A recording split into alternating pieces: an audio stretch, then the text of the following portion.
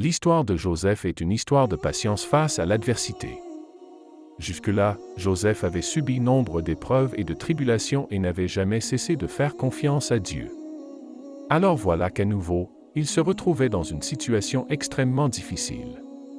Encore une fois, il se voyait forcé de repousser les avances de l'épouse d'Al-Aziz, cette fois devant ses invités. Joseph implora Dieu de l'aider. Il dit, « Ô Seigneur, la prison m'est préférable à ce à quoi elle m'invite. Et si tu n'éloignes pas de moi leur ruse, je finirai par avoir un penchant pour elle et serai du nombre des ignorants. » Coran Sourate 12, verset 33, Joseph en était venu à la conclusion qu'il lui était préférable de vivre en prison plutôt que dans la maison d'Al-Aziz, un environnement empreint de luxure et de cupidité. Il préférait la prison plutôt que de succomber à la fitna qui l'entourait. Dieu exauça le souhait de Joseph et vint à sa rescousse.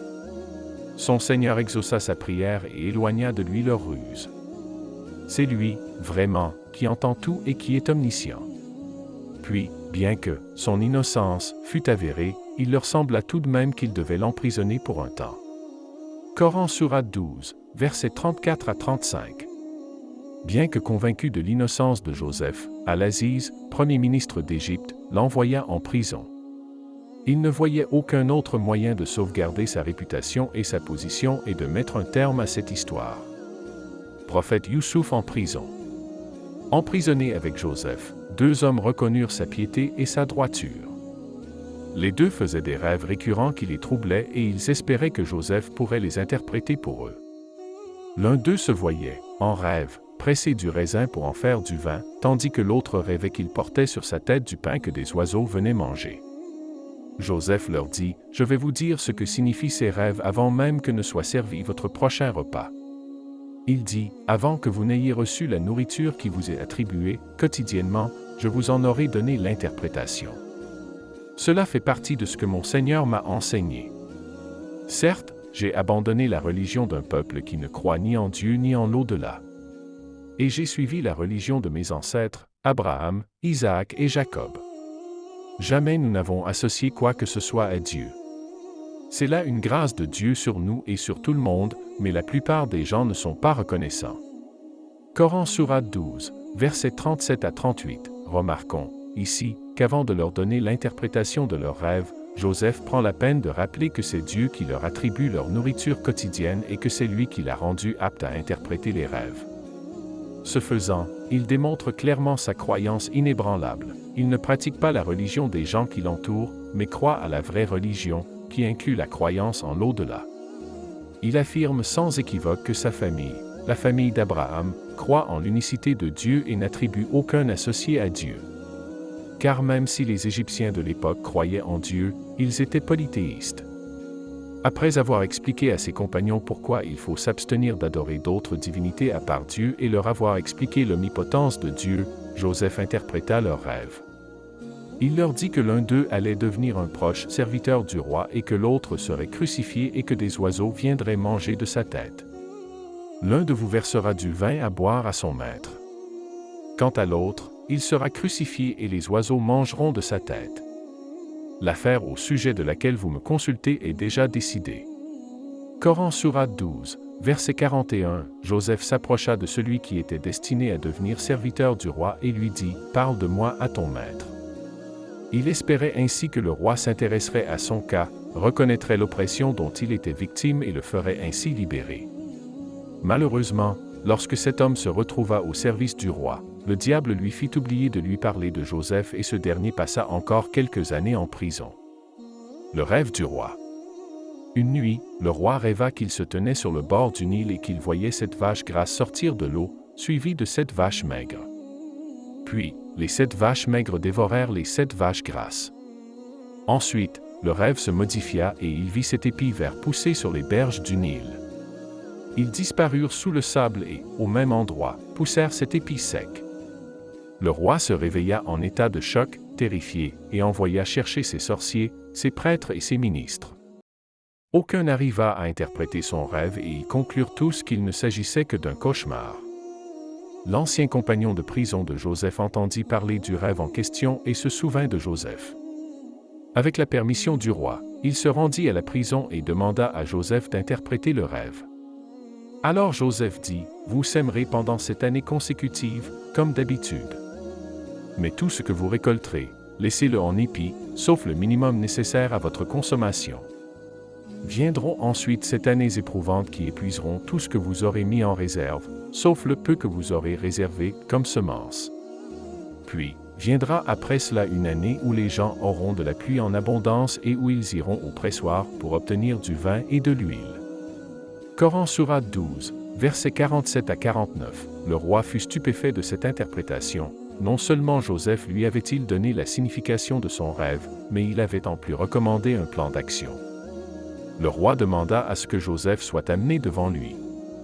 Mais Joseph refusa de quitter la prison et insista pour que le messager retourne auprès du roi et lui demande quelle était la raison qui poussa les femmes à se taillader les mains. Coran Sourate 12, verset 50, Joseph ne voulait pas quitter la prison avant que son innocence ne soit prouvée et que sa réputation ne soit rétablie. À l'époque de Joseph, l'interprétation des rêves faisait partie de la culture des gens qui y attachaient beaucoup d'importance. Le prophète Jacob, les compagnons de cellule de Joseph et le roi d'Égypte firent tous des rêves lourds de sens. Quand le roi entendit l'interprétation qu'avait faite Joseph de son rêve, il fut stupéfait et fit libérer Joseph.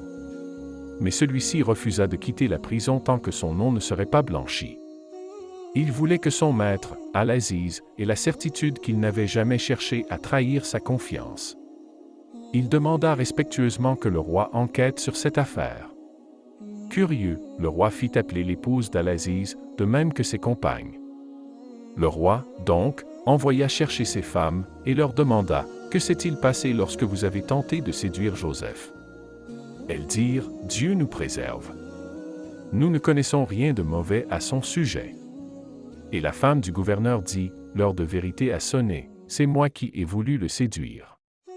Et il est, vraiment, du nombre des véridiques. » Coran Sourate 12, verset 51. Une fois son innocence établie, Joseph fut amené devant le roi. Après avoir entendu les paroles de Joseph, le roi fut encore plus impressionné par sa personne et lui octroya une position de haut rang.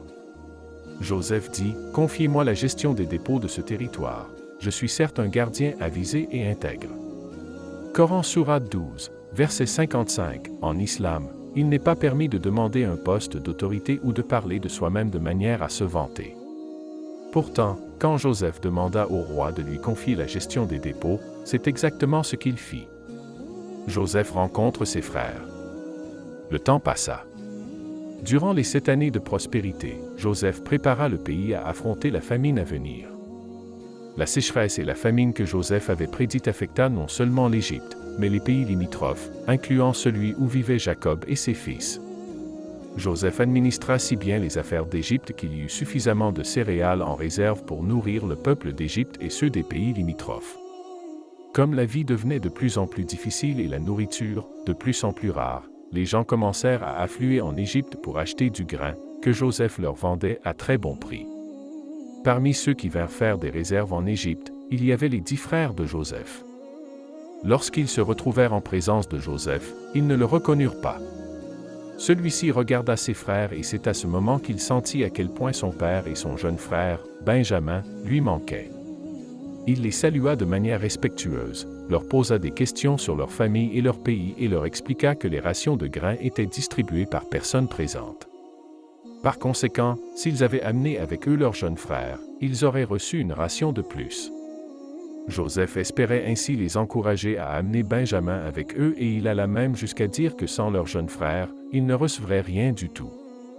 Et si vous ne me l'amenez pas, il n'y aura plus de provisions pour vous, chez moi, et vous ne m'approcherez plus. Coran Sourate 12, verset 60. Lorsqu'ils retournèrent chez leur père, le prophète Jacob, ils lui expliquèrent que nul grain ne leur serait remis à moins qu'ils n'y retournent avec leur frère Benjamin. Ce dernier était devenu très proche de son père, surtout après la disparition de Joseph.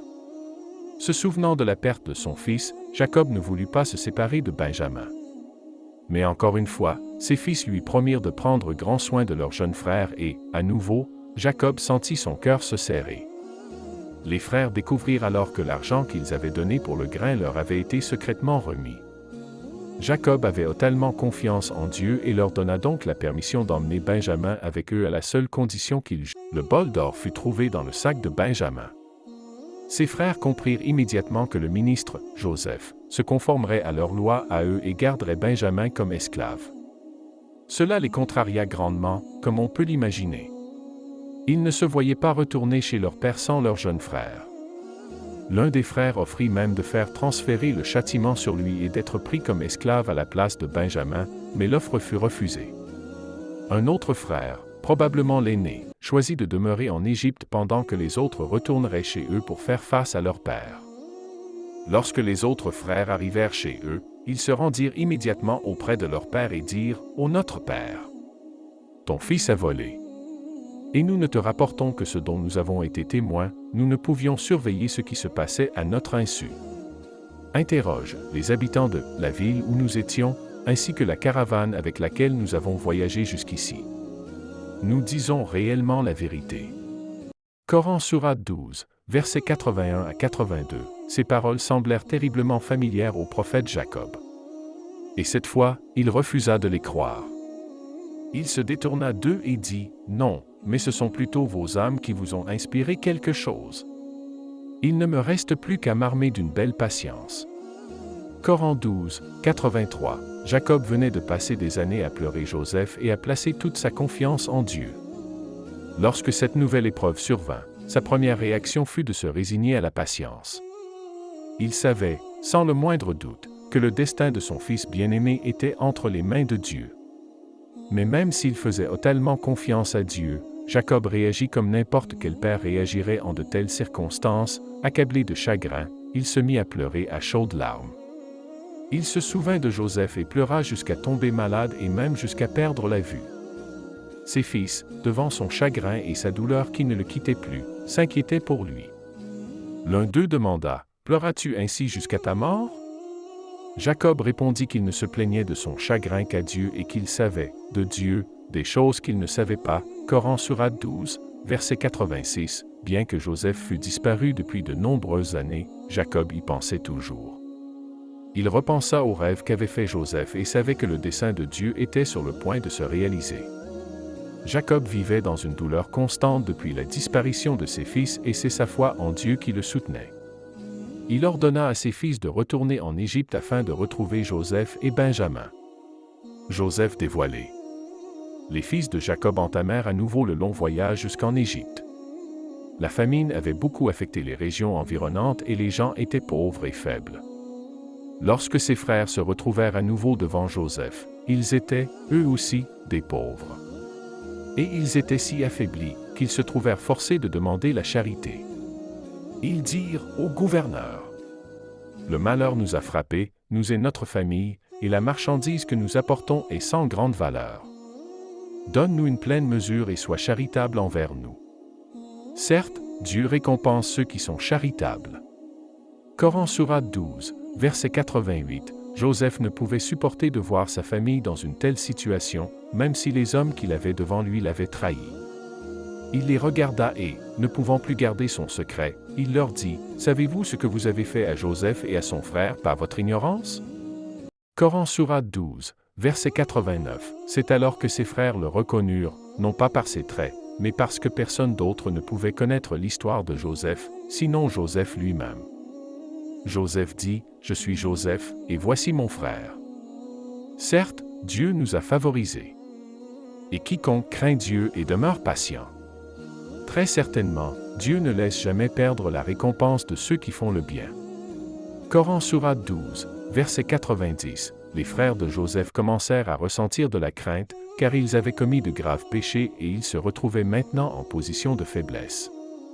Ils se tinrent, craintifs, devant celui qui était maintenant premier ministre d'Égypte et qui n'était plus le petit garçon charmant qui s'appelait Joseph. À travers les épreuves et les tribulations, Joseph, comme son père, avait trouvé réconfort et soutien dans la soumission à Dieu. Il comprenait maintenant ce qu'était la véritable patience, qualité étroitement liée à la miséricorde et à la piété. Il regarda ses frères, qui tremblaient, et leur dit « Point de récrimination contre vous aujourd'hui. Que Dieu vous pardonne. » Coran sourate 12, verset 91, Joseph fit immédiatement des plans pour réunir sa famille. Il ordonna à ses frères de retourner chez leur père et de passer une de ses vieilles chemises, à Joseph, sur le visage de Jacob, spécifiant que cela lui ferait recouvrer la vue. Au même moment, à des centaines de kilomètres de là, Jacob leva la tête vers l'horizon et dit aux gens autour de lui qu'il arrivait à percevoir la présence de Joseph. C'est là un des miracles du prophète Joseph, rendu possible par Dieu. Lorsque les frères de Joseph arrivèrent, ils allèrent immédiatement passer la chemise de Joseph sur le visage de leur père, qui recouvra spontanément la vue. Il s'écria alors, « Ne vous ai-je pas dit que je sais, de Dieu, ce que vous ne savez pas ?» Coran sourate 12, verset 96, la famille du prophète Jacob rassembla ses effets et partit pour l'Égypte. Jacob trépignait d'impatience à l'idée de revoir ses deux fils bien-aimés. Une fois sur place, ils se rendirent immédiatement auprès de Joseph, qu'ils trouvèrent assis sur un trône surélevé. Les voyages, à l'époque, duraient de longs mois et Joseph avait, entre-temps, été nommé roi. Joseph leur dit, « Entrez en Égypte en toute sécurité, si Dieu le veut. » Coran sourate 12, verset 99, la sourate 12 du Coran, intitulée « Joseph », commence avec Joseph le jeune garçon qui décrit son rêve à son père Jacob. Il dit, « J'ai vu, en rêve, 11 étoiles, et aussi le soleil et la lune, je les ai vus prosternés devant moi. » Coran sourate 12, verset 4, le Coran conclut l'histoire de Joseph avec l'interprétation de ce rêve. Les 11 étoiles étaient ses frères, le soleil était son père et la lune, sa mère. Puis il fit monter ses parents sur le trône et tous tombèrent prosternés devant lui. Il dit alors, « Ô mon père! Voilà l'interprétation de mon rêve d'autrefois. Dieu l'a bel et bien réalisé. Et il a été bon envers moi, il m'a fait sortir de prison et il vous a fait venir du désert après que Satan eut semé la discorde entre mes frères et moi. Certes, mon Seigneur est plein de douceur envers ceux qu'il veut. C'est lui l'omniscient, le sage. » Coran sourate 12, versets 99 à 100, la leçon à tirer de l'histoire de Joseph est simplement la patience que l'on doit adopter face à l'adversité et au chagrin. Joseph fit face à chacune de ces épreuves avec patience et en s'en remettant totalement à Dieu. Son père, Jacob, qui subit une grande détresse suite à la perte de ses deux fils, se résigna lui aussi à la patience et à la soumission à Dieu. Toutes les sourates du Coran furent révélées à des moments particuliers, en réponse à des situations particulières. Cette sourate, qui relate l'histoire de Joseph, fut révélée au prophète Mohammed dans un moment de grande douleur. En fait, l'année de sa révélation est connue sous le nom de « année du chagrin ». Cette année-là, le prophète Mohammed avait subi la perte de son épouse bien-aimée, Khadija, et de son oncle Abu Talib, deux personnes qu'il avait soutenues et réconfortées durant les difficiles débuts de sa mission. Dieu, en révélant cette sourate, faisait comprendre à Mohammed que la route pouvait lui paraître longue et difficile, mais que la victoire ultime appartenait à ceux qui sont patients et qui s'en remettent à Dieu. L'histoire de Joseph est une leçon pour chacun d'entre nous. Car la patience est certainement l'une des clés du paradis.